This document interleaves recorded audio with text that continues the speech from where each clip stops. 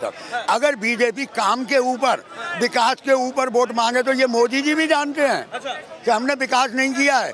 विकास इतना ही हुआ है कि भक्त पैदा कर दिए हैं, जिन्हें जो बात कही जाएगी वो उसे मान लेंगे, सच्चाई को नहीं ढूंढेंगे। चाइना बिना ड्राइवर की गाड़ी ट्राई कर रहा है और हम 500 साल पीछे जाके मस्जिदों में घुस रहे हैं, मंदिरों में घुस रहे हैं।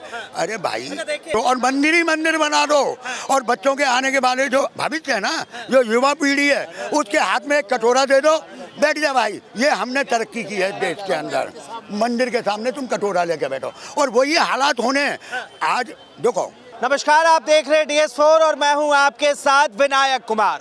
देखिए, संभल में जिस तरह से लगातार जो घटनाएं सामने आ रही है, अब उस चीज को लेकर साफ तौर पे कहा जा रहा है कि राजनीतिक गलियों में हलचल तेज है। कहीं ना कहीं किसी न किसी नेता का हाथ है इस तरह की साजिश करवाने में, इस तरह की दंगा करवाने में। अब आम जनता के साथ जुड़ेंगे, उनसे बातचीत करेंगे।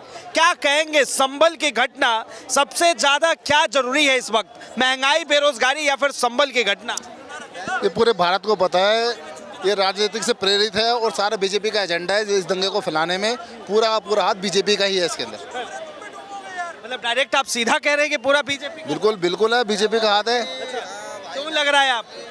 देखिए, अभी इलेक्शन के रिजल्टों को दबाने के लिए इन्होंने सीधा इनका हमेशा एक ही दाव आता है, जब भी कोई रिजल्ट आता है, कुछ आता है, उसके बाद कुछ ऐसी घटनाएं घटित कर देते हैं भारत के अंदर ताकि लोगों का ध्यान सीधा उसके ऊपर जाए और दूसरी चीज़ों से ध्यान हट जाए।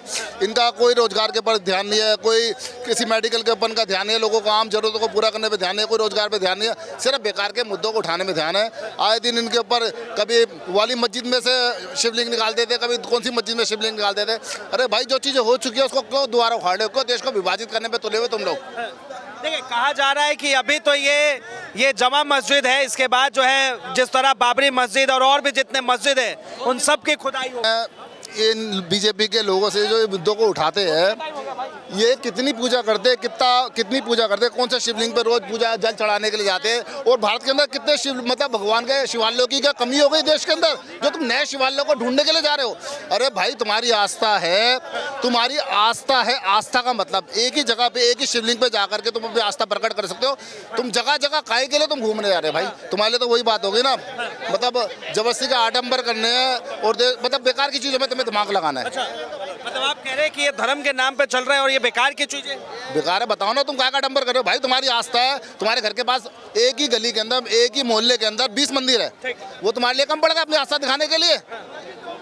जो तुम बेकार में किसी मस्जिद के अंदर जाकर भाई बनी हुए धक्का दो उसको, बनी हुए क्या को तुम मुद्दों को उछाल लो कि तुम्हें वहाँ पे जाके जाओ, वहाँ पे जाके पूजा करो ना, जा करके जाओ, जाके खुदवा दो पूजा करने के लिए, रोज जाओ। कितना दम है तुम्हारे अंदर?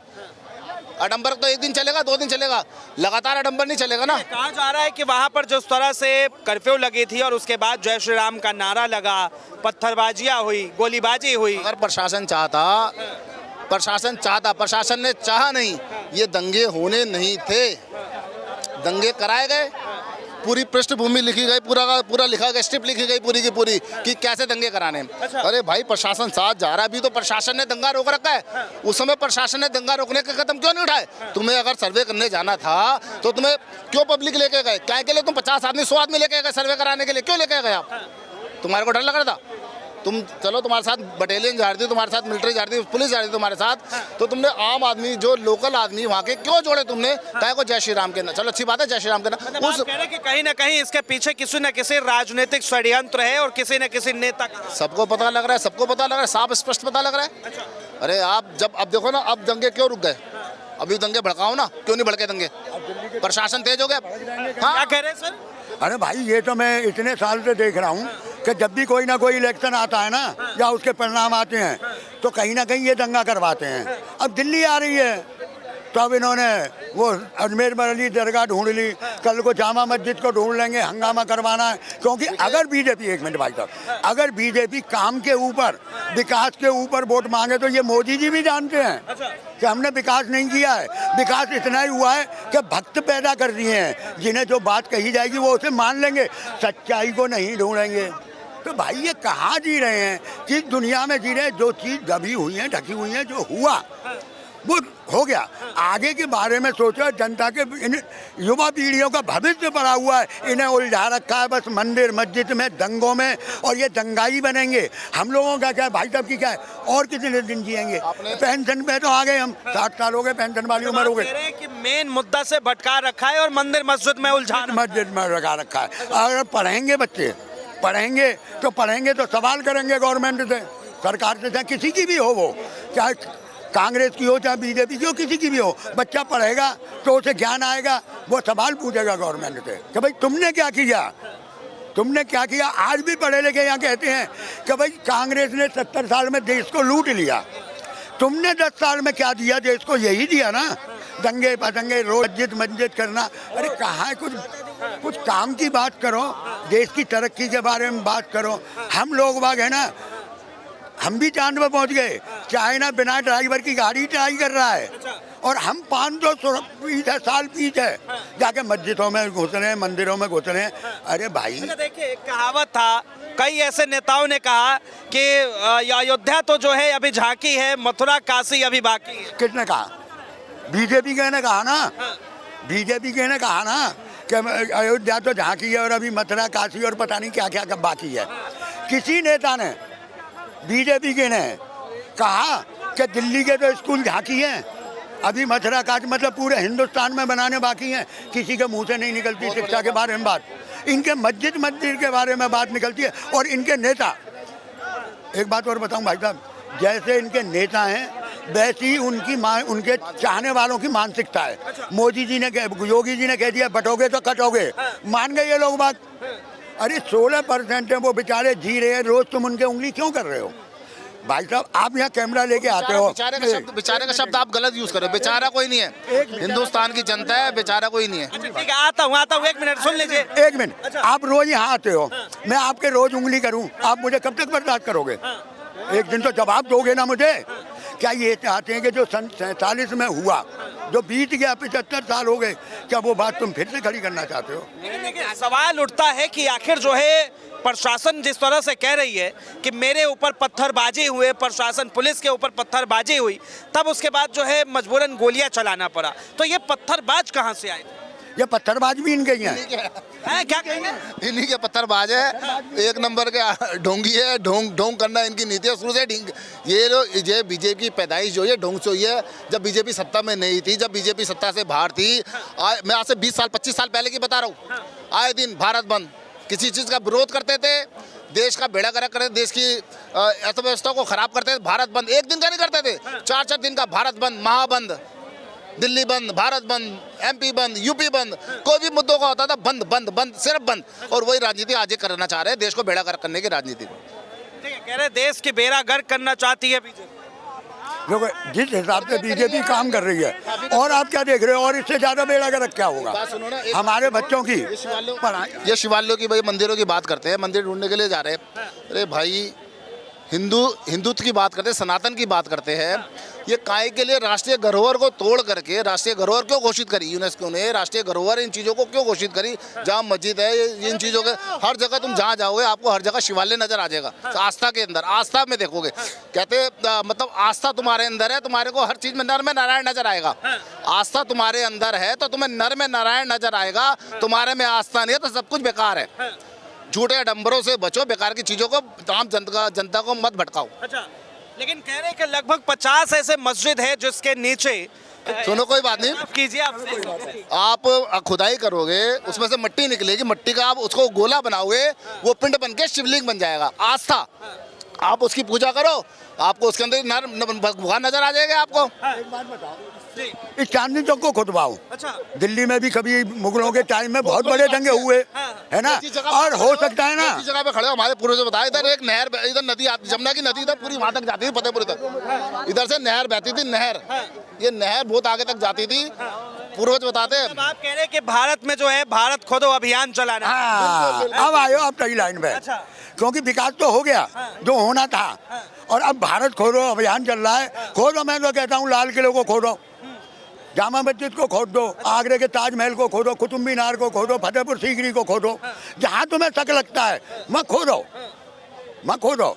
मुझे तो शक है कि यहाँ कभी दिल्ली में मुगलों के टाइम में बहुत मारकाट होती आप थी। कह रहे हैं कि महंगाई बेरोजगारी को छोड़ो और भारत को खोदो। हाँ, भारत को खोद दो और मंदिर ही मंदिर बना दो और बच्चों के आने के बाद जो भविष्य है ना, जो युवा पीढ़ी है, उसके हाथ में एक कटोरा दे दो, बैठ जा भाई, ये हमने तरक्की की है देश के अंदर।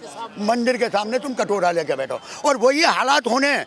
आज देखो, एक बात मैं बहुत पीछे जा रहा हूँ, 1 मिनट भाई साहब, 1 मिनट बात मैं खत्म कर रहा हूँ। जब देश आज़ाद हुआ, हमारे देश में बहुत चीज़ों की कमी थी, खाने के लिए गेहूं नहीं था, सब था। लोग वहाँ कहते हैं कांग्रेस ने मंदिर नहीं बनवाया।